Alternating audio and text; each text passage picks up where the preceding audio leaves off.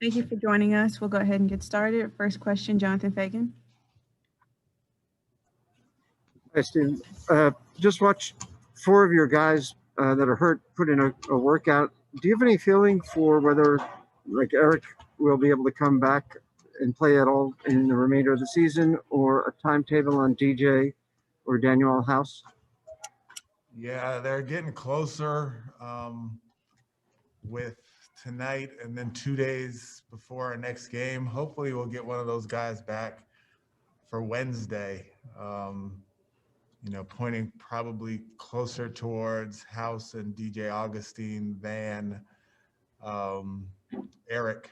But they're hopefully you saw a good workout and they're getting closer. With Eric, he's being he's a veteran. You kind of know who he is and what he brings, and he's been out so long. Is there still a desire, a hope to get him on the court before the season's up? Yeah, there is.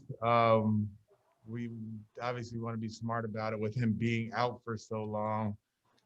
The amount of workouts that he would need in order to play, we're just not 100% sure about that. But I would like to see him on the floor kind of with the new guys that we have. We haven't seen him on the floor with KP. We haven't seen him on the floor with Kelly and Seawood together, So we're very much we're a different team than when he got injured. So I would like to see him on the floor, but it's just with the type of injury that he had and the soreness and all of those things, you don't want to re-injure and you don't want to have him come back too soon, especially when we're winding down in the season. Thank you. Michael Shapiro. Hey, Coach. Kevin obviously has had a pretty significant playmaking load this season. Where have you seen him grow as an isolation player in those situations specifically? Yeah, he is. Well, the Milwaukee game, obviously, he was shooting a step back and making it, and then that kind of opened up the rest of his game. His isolations are good. I'm not like a huge fan of isolations, to be honest with you, just because I think it slows you down a little bit. And I think, the best way to attack a defense is less off isolation and more attacking a closeout or drawing a second defender and that sort of thing. But his isolations have been good.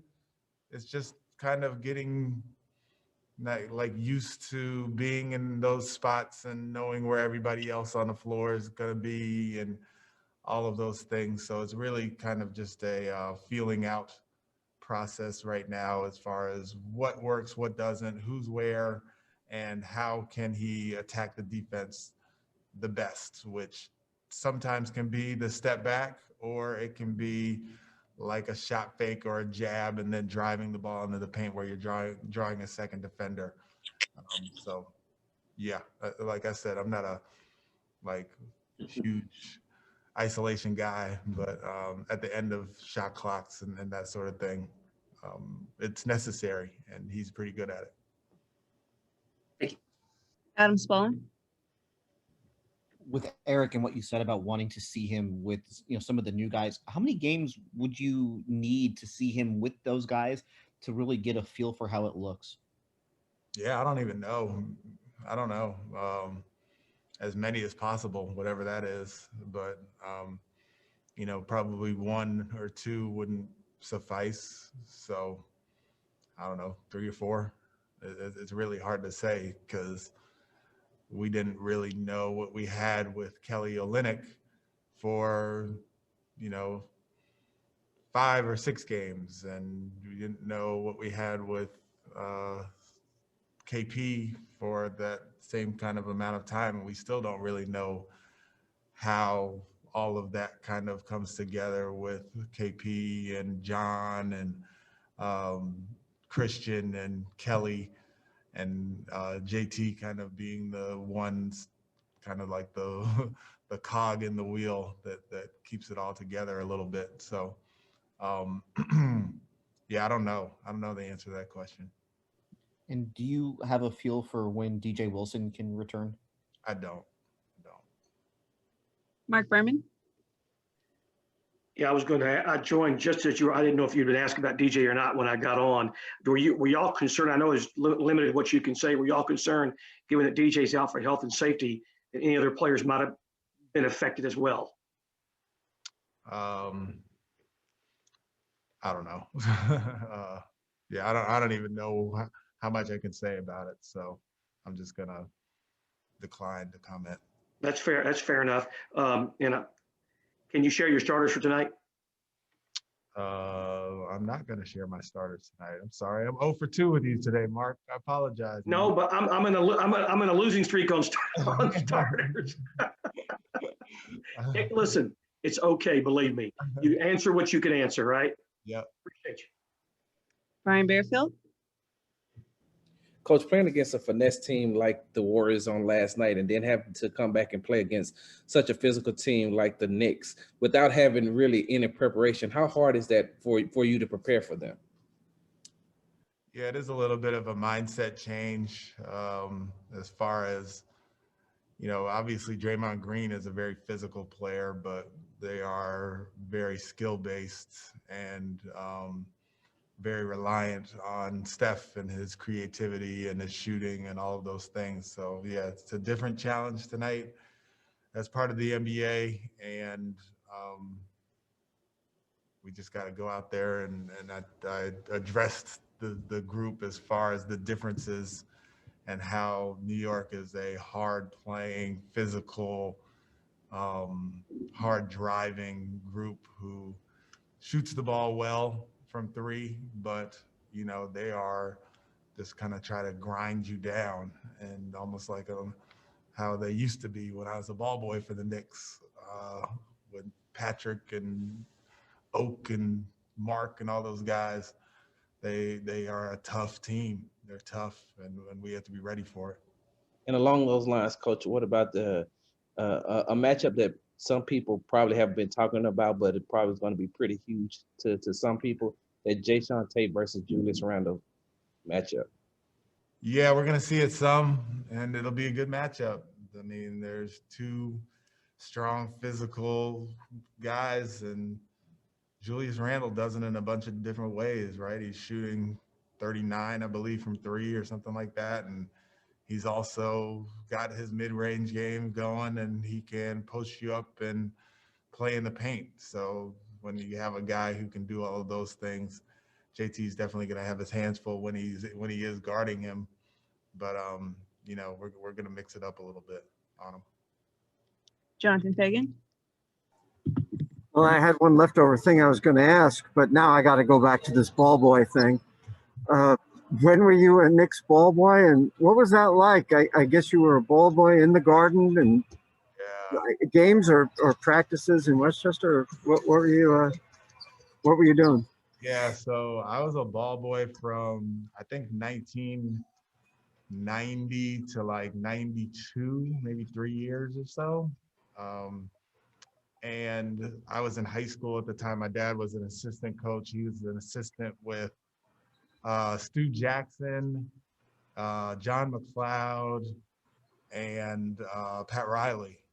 And yeah, I was a ball boy, and I would go and wipe the floor.